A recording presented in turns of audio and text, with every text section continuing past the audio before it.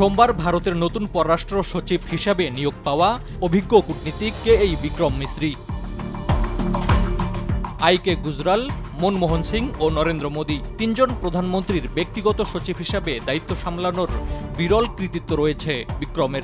দেশটির জাতীয় নিরাপত্তা উপদেষ্টা অজিত দোভালের ডেপুটি পদে কাজ করেছেন তিনি। অভিজ্ঞ এই কূটনীতিক এর আগে বেইজিংয়ে ভারতের রাষ্ট্রদূত হিসাবেও নিযুক্ত ছিলেন। এজন্য চীন বিশেষজ্ঞ হিসাবে গণ্য করা হয় তাকে। 2019 সাল থেকে 2021 পর্যন্ত যখন তিনি চীনে ভারতীয় রাষ্ট্রদূত হিসেবে নিযুক্ত ছিলেন, তখন ভারত ও চীন সেনার মধ্যে সংঘর্ষের ঘটনা ঘটেছিল। সানবিট সব দিবে সামাল। সানবিট ম্যাজিক প্রেস ডিশওয়াশিং এর মাথা ঘোরানো সলিউশন। সে সময় চীনা সরকারের সঙ্গে যোগাযোগের মাধ্যমে পরিস্থিতি স্বাভাবিক করার চেষ্টায় গুরুত্বপূর্ণ ভূমিকা পালন করেছিলেন বিক্রম। চীন ছাড়াও ভারতীয় রাষ্ট্রদূত হিসাবে বিক্রম নিযুক্ত হয়েছেন স্পেন ও মিয়ানমারে। কাজ করেছেন যুক্তরাষ্ট্র ও পাকিস্তানে অবস্থিত ভারতীয় দূতাবাসেও।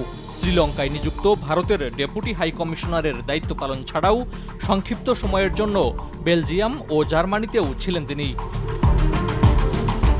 ফারুক হোসেন, RTV।